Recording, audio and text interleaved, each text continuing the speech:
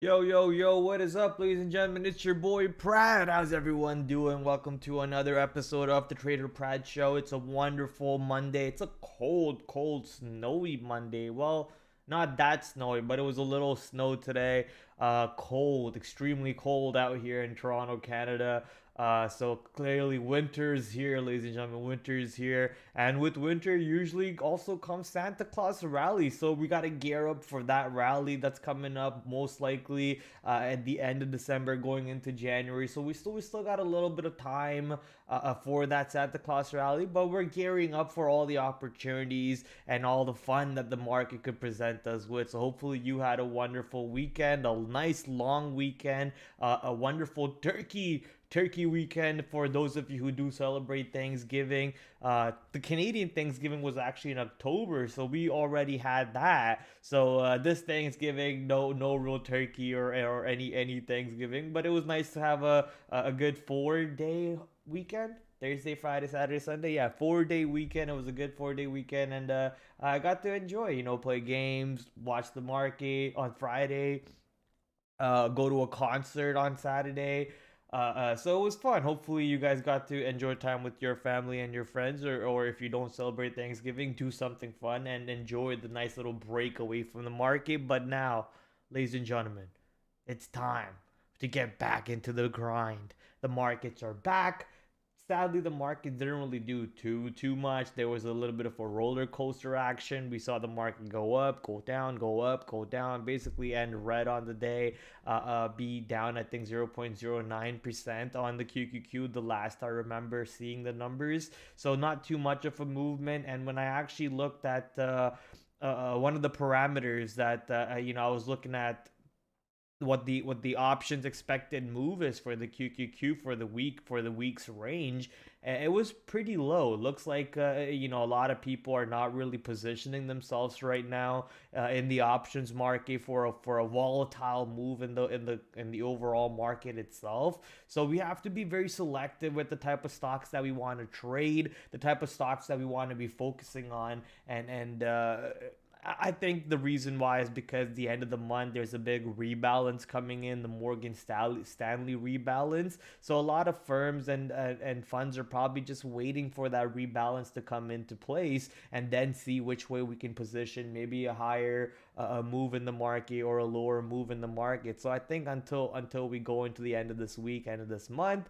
there might not be too much moves in the overall basket of the futures QQQ or the S&P 500, but we did see a lot of stocks move today, which is what we're going to talk about. We're going to go find out why these stocks moved, how they moved, and how potentially we could look to make some money on them tomorrow as these stocks moved pretty drastically. Some of them being Roku, Square, Shopify with a monster move. Amazon had a pretty good move too. Almost saw 150 coming into play. So a bunch of stocks on the list for us to go through.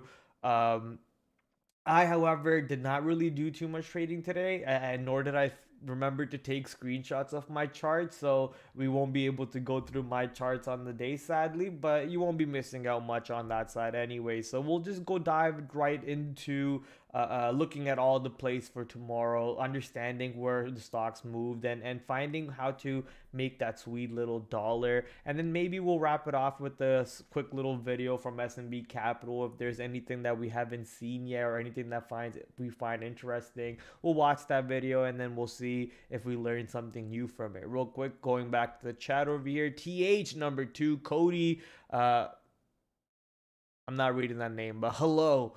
CDP is in the chat. What's up, CDP? Wishing everyone an excellent week. Yes, exactly. Wishing everyone a wonderful week. Hopefully, everyone is able to wrap up the month with a nice little bow on top. And let's start for looking for those opportunities that allow us to wrap the month with the bow on top.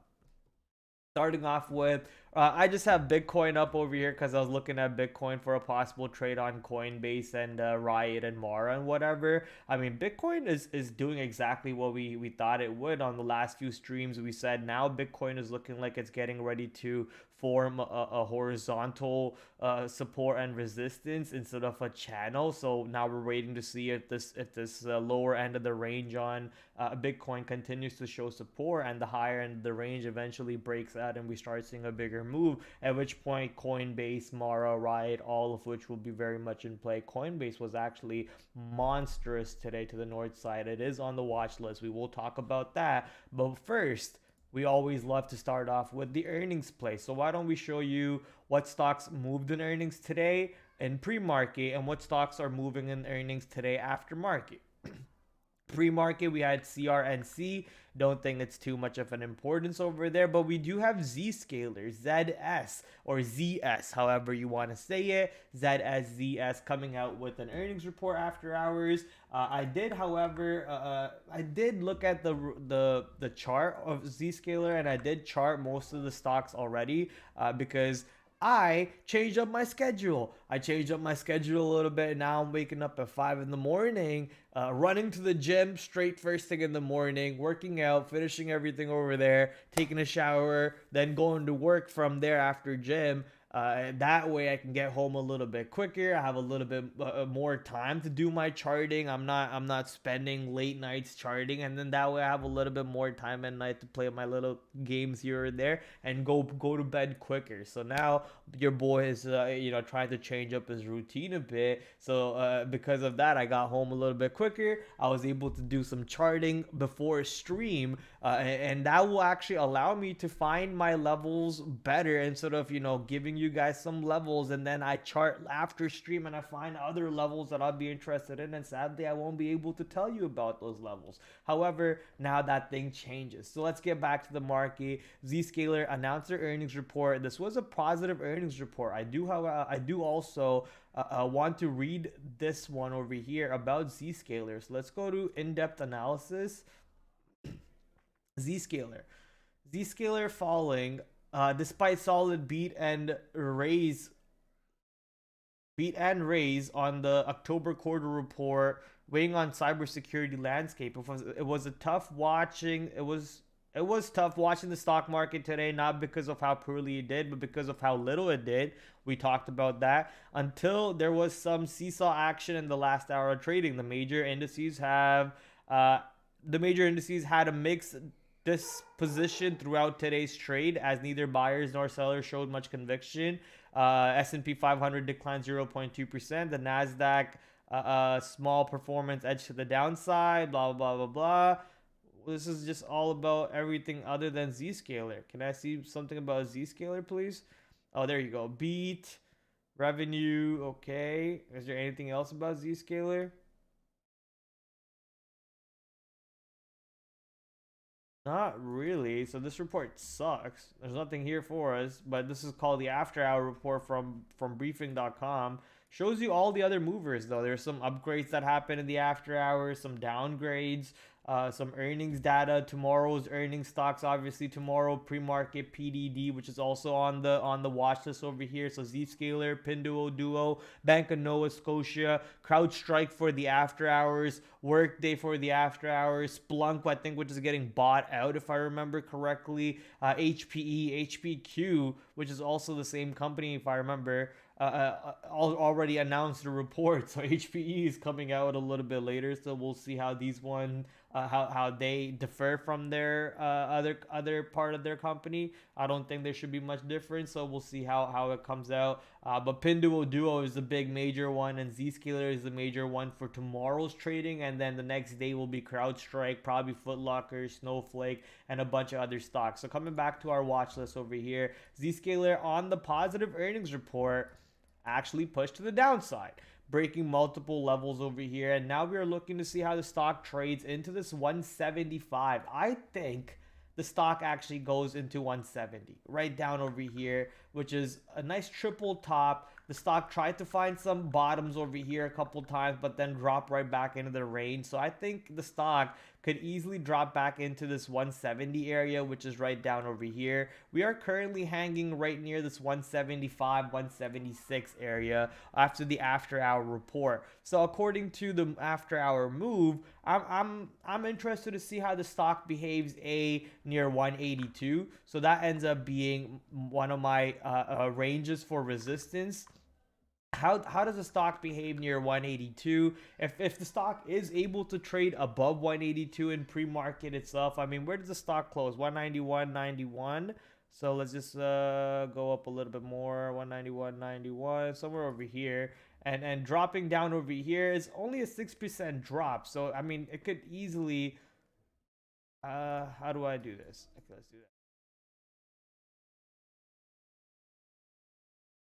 I mean, if it wants to be down 10% on the day, it basically has to go all the way down to what, 170 ish or so, which will trigger the 11% marker, which will also trigger the SSR mechanic. And usually if a report is pretty bad, you will see a stock plummet to that point. So in pre-market, if the stock is not already under 176, under 175, I would be kind of worried to see what would happen to the downside. Maybe some buyers will step in and buy this position up. The earnings report wasn't really too much to the downside, and according to the report, why are people in my house yelling? According to the report that we just read not too long ago, the guidance is higher too. Yes, strong guidance and more. So let me quickly show you the Benzinga screen.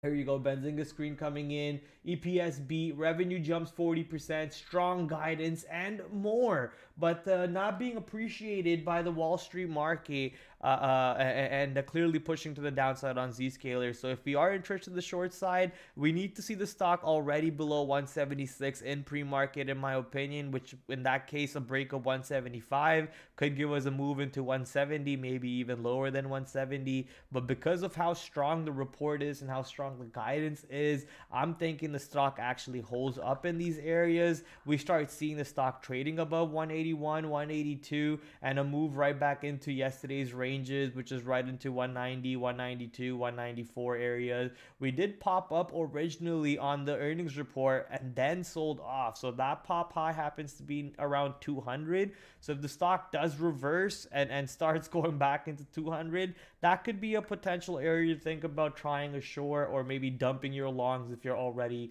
long and you don't know where to take your profits on this position. So Zscaler, I'm mostly interested on the long side just because of how the report's position, but clearly getting ready to play either direction based on how the price action reveals to us. So we got some supports and resistances to keep an eye out for that.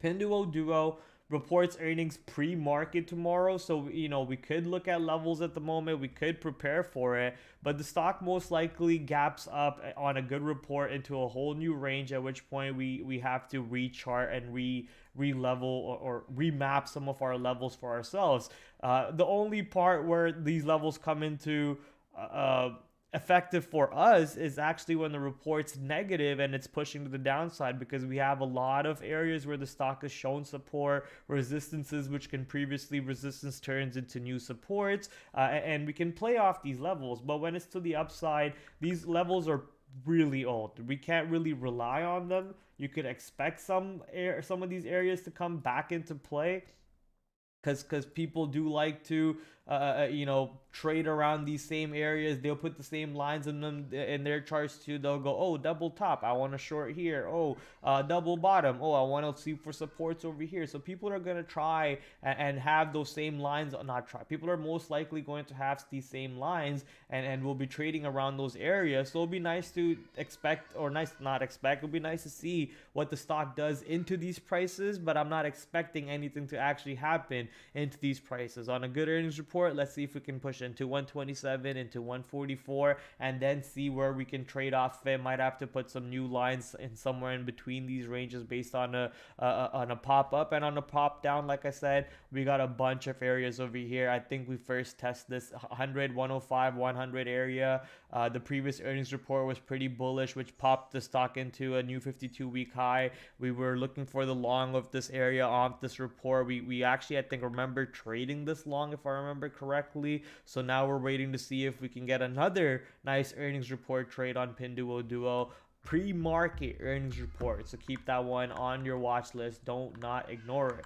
BNS, we can kind of, ignore BNS. Most of you don't really trade Toronto stock, so and nor do I don't even have Toronto entitlements. I just have it on the watch list, just to have it on the watch list. A good practice. Never hurts to just have it on the watch list, just kind of cycle through it, see if there's any good trades that pop up on it eventually. I think BNS is also on the New York side. It's the exact same ticker, BNS, on New York and on TSX. So you could trade it over here if you're interested. I think it does decent volume. Yeah, 1.6 million. And this is the Bank of Nova Scotia.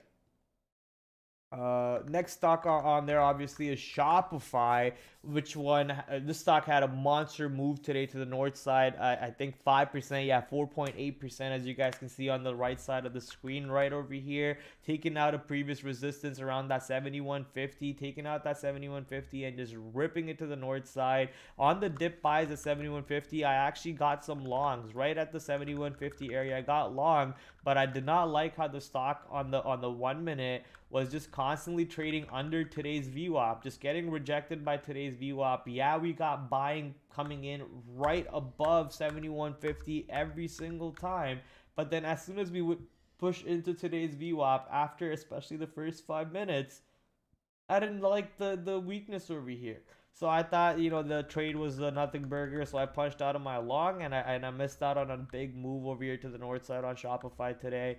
But I'm not going to complain about it. Now we're going to look for a possible day 2, day 3 move, see if there is a continuation buying action coming in, because apparently Shopify had a monster, what's it called? Rally because of Black Friday sales and Cyber Monday sales and whatnot. Amazon joined that rally too. Apparently Amazon did very good. They beat all kind of numbers. I'm not sure. I don't really have the numbers, I'll be honest with you, but Shopify came out with big beats over here on Black Friday estimates and Cyber Monday estimates. So big bump up to the north side, and especially right before, not too long ago, we had an earnings report which was profitable and very bullish. So leading off that earnings report, which pushed us into the 52-week high, and now the Black Friday Cyber Monday catalyst giving us a new 52-week high and a possible extension to the north side. So I'm looking for the stock to pull back into day 1, day 2 VWAPs, the kind of chapter 8 long trades on the anchor VWAP textbook that we talk about. See if the stock can give us a better trade to the long side. So Shopify, we have that 71.50 support. I think this one would be basically S3. I mean, not really S3. We are near 74. 73 looks like some supports over there. On the 5 minute, you can see a nice little double bottom right near 72.70, 72.80. My dog's going crazy. I love it. Yeah, right near 72.80, which is a 2-day VWAP. And yes, today's high, which was today's high, 75, will be kind of resistant, 74.50 to 75, I guess. So R1, 74.50 to 75. S1 will be 73.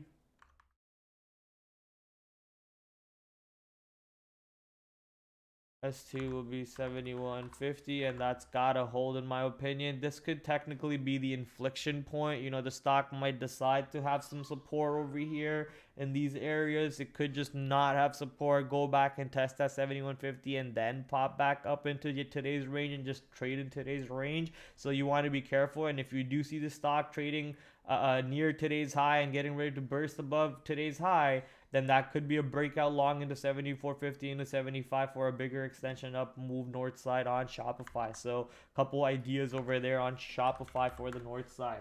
This one probably still says Zscaler, huh? Come on, Prad. You got to remember to do this, buddy. Okay, the next stock up we got is Roku. Roku also another big monster move to the north side. I think, what did this briefing article say? Roku breaks above 100 for the first time since June 2022 following an analyst upgrade. So Roku with an analyst upgrade getting above June 2022 levels. Obviously a new 52-week high now coming into play, and getting ready to maybe go play in this 120, 140, 150 areas eventually. I mean, we still got quite a bit of a room for Roku to go do that, but let's see how Roku behaves on a possible dip back into 98 to 100 area, right? You would like to see the 98 to 100 area show some support. We technically should not get back below 100 on this position. Then in that case, you know, was that buy rating really that bullish to even have this big of a move? Today's move is also a big ATR move. Usually when the stock does a big ATR move like that, you see how the stock doesn't really have a big second day move. So I'm not expecting Roku to have a big second day move past today's high. Maybe even something like this where the stock goes above today's high and then comes back down, giving you a short attempt over there somewhere. So that's a trade attempt, looking at 103.50 to 104 for some possible shorts. Looking for that 98 to 100 for some possible supports. The 98.50, what is that? Let's say 99 to 100. And then we want to see what the stock does above it. If it gets above that resistance, then you're obviously laughing and you got a lot more room to the upside. The next stock up on board is Square. Square also had a pretty good day. Most of these stocks had a pretty decent day. Square, I guess, not that big of a good day, but decent day. If you took the long above yesterday's high, which is right at $60, you got about 80 cents. Not a whole dollar, but you got above 80 cents. That's not bad, right? I wouldn't complain about that. And a nice little pop up into the end over here for some reason in the after hours without any volume. If we zoom out though, that doesn't look like too much of a move up north. So if Square does want to keep pumping up north, I think Square can do that, and we do have some possible supports right into 58.50 into $60. So if 60 continues to hold on Square, 60 is more like the inflection point. You kind of maybe don't want to really make a decision at $60 because that's right over here. I mean, maybe 60 does show some support, but I think it's more, yeah, 60 is not really an inflection. You want to see 60 hold. If 60 doesn't hold, then there's a lot more room to the downside, and the support does come in over here. So doesn't that make, not really. No, I'm kind of confused if it would be like an inflection point or not. Not really. You know, we just broke out of that $60 area. We did pop up, but then we came right back into 60 to close right into the lower end of the ranges today, which is not really the best thing. I'm still trying to decide how I want to play off that 60 area, which would then mark it as a probable inflection level or a possible support or a resistance level.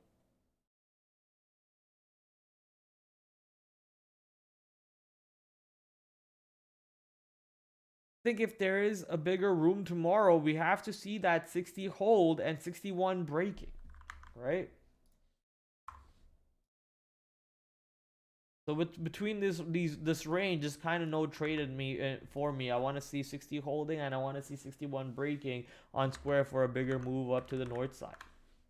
For a firm which actually had a decent move up north today, I think part of this move was because Amazon's partnership with Affirm. I didn't really see anything specifically to Affirm, but I think most of this was because Amazon's partnership with Affirm, and you know, big move off of that 11% move, that 27.50, which was right over here, that 27.50 breakout long. If you took that, I mean, $30 came into play today, a big move. But once again, like most of the stocks do, Affirm, when it does make a big candle, it dies down on volume, and then it also starts ranging to the sideways a bit. So not expecting a firm to do too much above 30. If it does pop above 30 right into today's high near 30.50, you could look for some failure to burst above there and hold above there for some shorts, and a return back into these ranges where the stock just trades sideways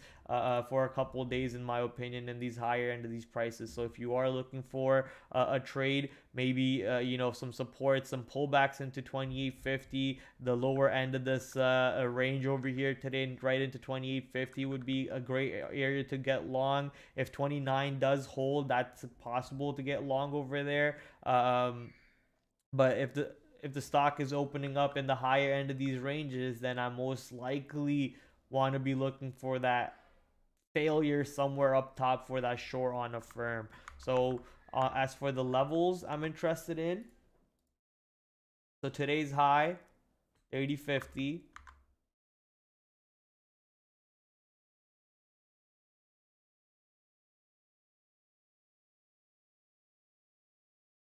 $28. I don't think the stock should technically go back to 27 tomorrow. It doesn't make sense for the stock to go back to 27 tomorrow. So I think the first support area will be somewhere around 28.50 in my opinion. And the inflection point somewhere in the middle over here, let's just call it 29. And that way we kind of wait and see to see how the stock behaves at $29. Quickly going to the chat over here. See what the chat's talking about. ARM is the long tomorrow. Why? What's going on with ARM tomorrow? Nice early gym is the way 100%. Yeah, that's what I heard. Well, at least through Joe Rogan's podcast, he talks about how working out on an empty stomach is actually very beneficial for you, apparently. I don't have a habit of eating breakfast anyway, so perfect. Let's just go do it. Wake up early. Beats the habit of being lazy in the morning. Get it out of my system. And then I open up so much more room later on in the day for myself where I can spend more time charting, spend more time with my dog, spend more time, playing a little bit more game, go to bed a little bit earlier. So I can't wait for this change. Today was day one, and I'll tell you, boy, was I tired. I was so freaking tired today at work. I think I passed out for like a good 3 hours. I'm not joking. I just sat there in my chair. I put on William Montgomery. For those of you know who that is, shout out to you. I just put on William Montgomery playlist back to back, like every single time he was on Kill Tony comps, and I just like passed out in my chair. I was so exhausted today, but eventually I'll be able to have some energy throughout the day. Maybe this is how I get into the Memphis Strangler. Yes, the Memphis Strangler. Shouldn't there be a new episode today? There should be a new episode airing today. I can't wait to watch that.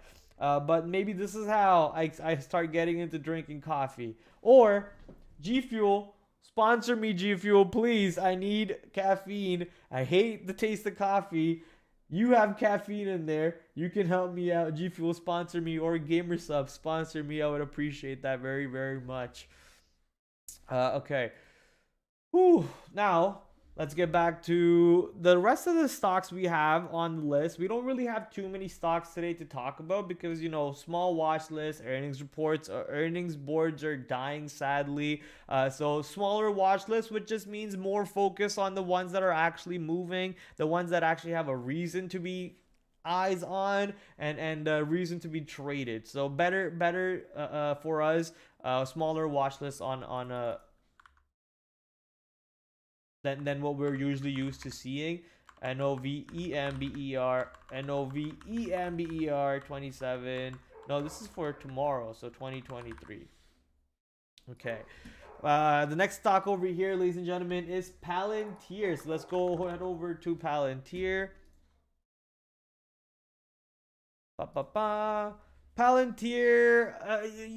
Palantir has shown a lot of struggle around $20. So we did get above 20. Yes, great. But then right back under 20. This is the earnings anchored VWAP. right? We've been trading above the earnings anchored VWAP ever since the earnings report came out. Where is it? Ever since the earnings report came out, we've been trading above the earnings report, but now, and the book talks about this too, once an anchored VWAP starts flatlining, it could indicate a change in characteristics, a change in buyers to sellers action, and so on. So you're seeing the earnings anchored VWAP flatten out. You're seeing the stock, which has been trading above the earnings anchored VWAP for quite some time now, show a big rejection around this 2150 to 22 area, not able to hold above 20, now back under 20 and now testing the 19 area. However, successfully managing to stay above 19 every single day. We are dipping under 19 on any sign of weakness on the market. Any sign of weakness on the market, taking Palantir back under 19 gives me an idea that maybe we have to really go back to 18 to go test this support area for Palantir, because we're not seeing new buying coming in, and new buying is probably scared of the selling that's around these areas, because they're stuffing this position down pretty damn hard. So Palantir 19, not really too interested. I think you just got to leave 19 alone. If the stock does push back into 20, you can kind of see what happens over there to see to kind of get a trade. That would be S1. Then you have S2 around these highs around 22. Oh, not S1, sorry, R1, R2, and then you got support at 18, and then your inflection is 19, where you just don't need to really make any decisions around this $19 area, in my opinion. Okay, Coinbase. When we're talking about Coinbase or Mara, we kind of have to talk about Bitcoin first, because it's a little bit dependent on what Bitcoin is doing at the moment. If Bitcoin is having a little bit of a red day, there's a good chance that Coinbase and Mara and Riot have a red day along with them. However, that statement was doesn't really match up on today's move for Coinbase. Coinbase was a monster move up to the north side, ended up being up 4 or 5% up. I think actually, sorry, 3.6% up on the day. We did break 120, almost up we did go up to 121.46 and close slightly under 120, sadly, all the way from the low of 112 on the day. So big candle. Friday's candle was also big, a half day Friday, big move to the north side, and another big rally to the north side today on Coinbase. So shout out to all those Bitcoin lovers. Now the question is, where does Coinbase go from here? What kind of levels are we interested in? What kind of moves can we see? Like I said, though, a lot of this is dependent on, obviously, Bitcoin, and seeing if Bitcoin can take out that resistance to the north side. If Bitcoin BTC USD, if Bitcoin can take out that resistance to the north side over here near 38,000, start making a move up to 40k, then I think Coinbase easily has a bigger move to 130. Anytime anytime Bitcoin or other cryptocurrencies get a little bit active and are making money to people, then other people start getting involved in it too. Some people start getting FOMO. They start getting active in their old Coinbase, old cryptocurrency accounts that they haven't. They might be new cryptocurrency accounts opening up because Bitcoin's going back up. So all of this brings in more active user base for Coinbase, more daily trading activity for Coinbase. If it helps their case, obviously, and all of that just means more upside for the stock. So just watching if more buying can come in, if the stock can hold these previous levels somewhere around 112, 115, 120, show me supports around these areas for a bigger move up. I'm not really too confident on the levels on Coinbase. I might have to confer with my manager a little bit as to see what he is really looking at. If you look at yesterday's candle and today's candle, it kind of looks a little wild. If you kind of copy paste that same candle, there's another big move happening. Are you telling me? I don't know about that, right? So I might have to confer with my manager. I think if Bitcoin doesn't really do too much tomorrow, Coinbase might just have a little bit of a nothing burger day, nice little inside day tomorrow based on how big of a candle today was. But if Bitcoin gets a little bit active, then I think Coinbase, why not join the rally? And at which point you might want to join the fun over there too. Mara and Riot not really doing what Coinbase did, and inside candle compared to a Friday's move, rejecting exactly near Friday's high and finding support near Friday's low for both of these positions. And I'm expecting the exact same, because that is what Bitcoin is doing. Bitcoin is just nice little, not too much volatility compared to these few candles over here. Looks like the volatility really steps in when they push to the downside ranges where the supports are, or into the higher end of the ranges where the resistances are, which is exactly what you should be doing. Waiting in these extremes, not be trading in the middle. And trading in the middle is usually not the best idea for anybody. So Mara, oh, I forgot to put Riot. Insert one below. Riot, Mara, and Coinbase, very, very important to have on your watch list for tomorrow. Wayfair, did not know this one was moving, but I found it on the watch list later on, or I found it on the scanners later on, because the stock actually did decent amount of volume and also made a monster move up to the north side, taking out this area. So 50-50 area being taken out. Now the stock's near $53 or so. Looks like Wayfair is getting ready for a nice move up to the north side. So let's see if we can get a pullback into this 50-50 area for some tests for supports. And if that area can hold up on a nice little dip, we got a bigger move up to the north side. And if the stock does manage to take out today's high of 53, then we got even more room to the north side. If the stock does not take out today's high of 53 and start showing you some rejection, you got some possible shorts off of that 53 area for a nice little pullback. I really wouldn't make a decision near $52. I think that's no point of making a decision near 52. Chewy dropped about 9% today, exactly 9.61%. So Chewy, right before earnings reports coming up, wants to fail for some reason. Not sure what the catalyst was. Let's see if we can find it. Chewy rise yet lag behind market. Some factors worth knowing. What's going on over here? 7 days ago.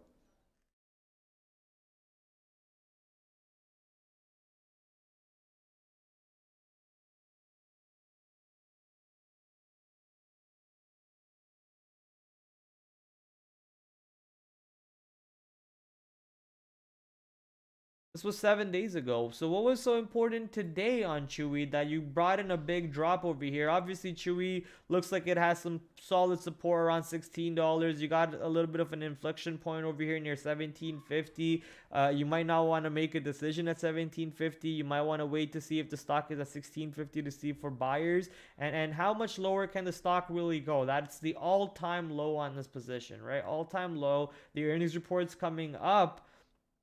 And we don't know what the earnings report is yet, but this drop over here kind of could be somebody knows something action. So you want to see what happens over there. As for resistance, we got the $20 area. As for support, we got I'll do that. There we go. Now, last but not least, ladies and gentlemen, we got the big tech, the Magnificent Seven, the last few stocks that we're probably going to take a look at. So you know what we're going to head over to. We're going to be right back. First, let's go to a commercial break.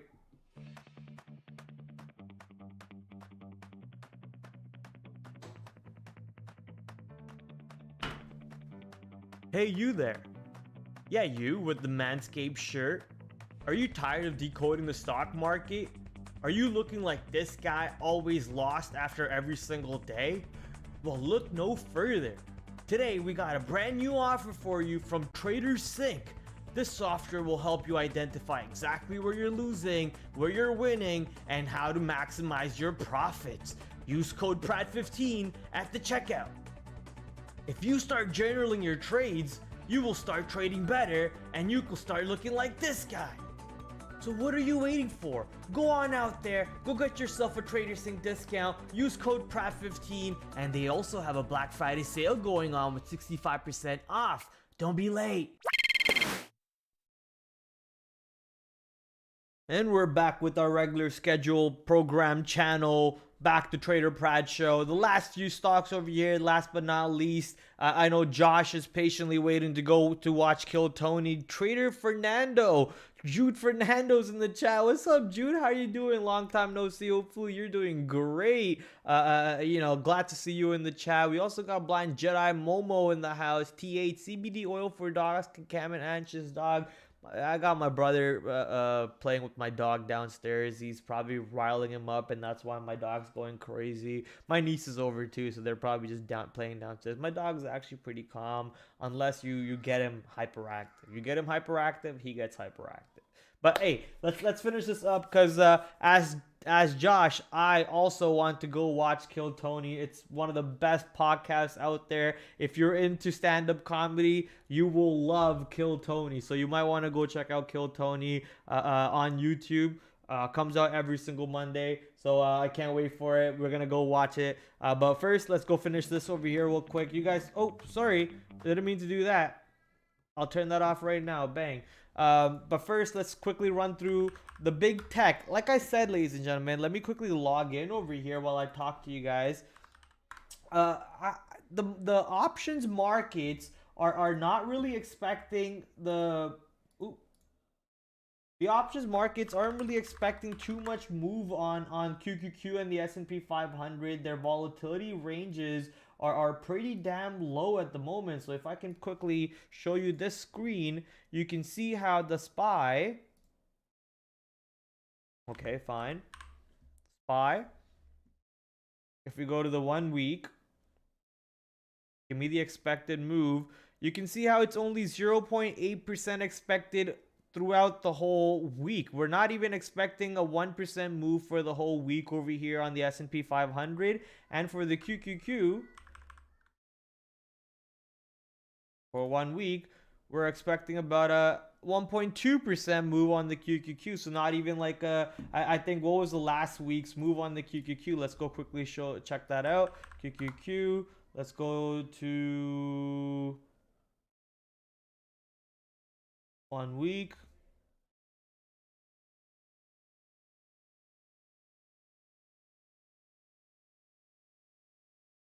Does this tell me? Yeah, 3 that's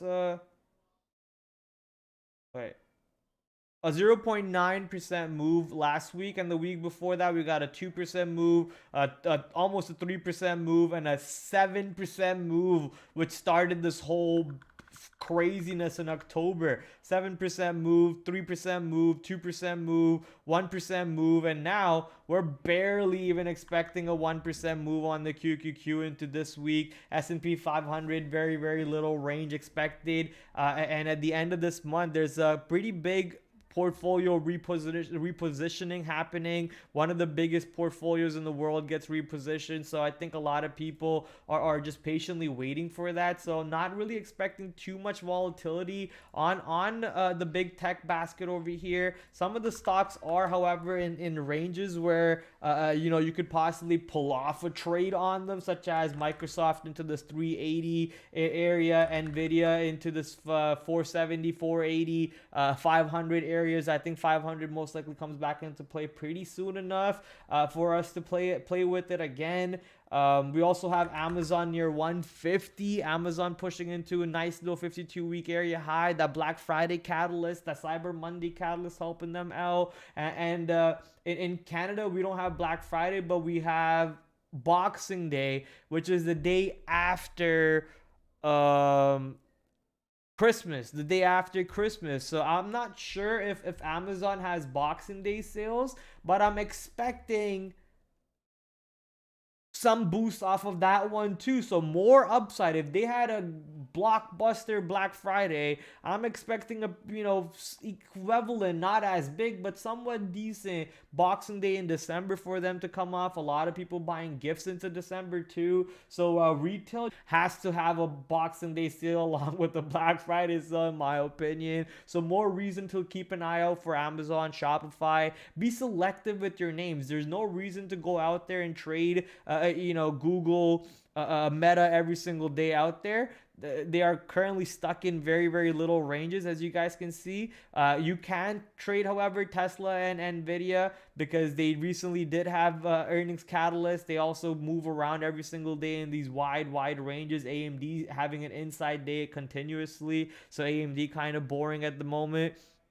But if you are looking to trade any large cap stocks, you could, I guess, trade Amazon. That one's very much in play at the moment because of what's going on with Black Friday. Microsoft, that's a pretty much near all-time highs. If we keep seeing resistance coming into the 380, 381, you can try to look for a short off that level. And the other big tech stock that I'm trying to remember, yeah, Tesla, Nvidia. You can try to look for trades off of that. Last but not least, ladies and gentlemen, the economic calendar. We do have a 3-star event, if I remember correctly. Where is that 3-star event? 3-star event. There it is. Consumer confidence. Let me turn off my dark reader for you, make it a little bit easier. Is this easier for you guys to read, or was this easier for you guys to read? Let me know. Let me know if the dark reader is easier or light reader is easier, because I personally like the dark screens, and I can turn them on and off for you based on how you guys like it. But tomorrow's economic calendar at 10 o'clock, CB consumer confidence 3-star. That could kind of help the market move, but I'm still sticking with my thesis that I don't think the market does too much. So you got to be selective with your stocks. As always, you got to be selective with your stocks if you're a day trader, right? You have to be looking for the stocks that are in play, that have good relative volume, the stuff that SMB Capital talks about. Fed Waller comes on the microphone at 10:05, so that's something over there to keep in mind. 10:45, you got Bowman also coming up on the microphones. At 1 o'clock, you got the 7-year auction that could kind of move the market. We've seen some of these bond auctions move in the market recently, so 7-year auction coming out at 1 o'clock. Bowman at 10:45, Waller at 10:05, Goolsby at 10 o'clock, along with that consumer confidence number at 10 o'clock. So a little bit of decent economic calendar coming up for us. Let's quickly head over to the IPO calendar, see if anything fun popping up soon. Looks like nothing's actually happening on the IPO calendar at the moment, so we can skip past that bad boy. And last but not least, yeah, we already talked about earnings. So there is no last but not least. So yeah, get ready for all the fun movers tomorrow, ladies and gentlemen. Here's the watch list for those of you who want to take a quick little look at my watch list for tomorrow. If there is any certain specific stocks that you want me to take a look at, I'm going to quickly go through the chat over here, see if there's anything interesting that you guys are currently looking at or trading or want me to chart. Looks like there's nothing really there. So in that case, we get to end the stream a little bit earlier today, because we didn't take any screenshots of my own trades. We usually go into 9:45, 10 o'clock, 9:30 into our streams. That might be tomorrow. Oh man, I got my dog's marks all over my shirt. Come on, Coco. Got slobber all over my goddamn shirt. Okay. Tomorrow we will be back again at 8 o'clock, and if we have some trades, I will remember to take my screenshots, and that way we'll be able to talk about my trades and hopefully learn from my mistakes and learn from my positive trades and so on. Can't wait to see you all back here again. All my social media links, you know where they are, right down below in the description, along with my affiliate sponsors like the commercial you just saw, TraderSync. Do remember to use code PRAD15 at checkout. Also, Trade Ideas, use code PRAD15 at checkout, and Benzinga. All the links, once again, are right down below. Please do go check those links out. It would mean a world to me if you want to use those links to buy those products. Until then, 8 o'clock tomorrow. Thank you for coming by. Have a great day on the markets. Good night. Ciao.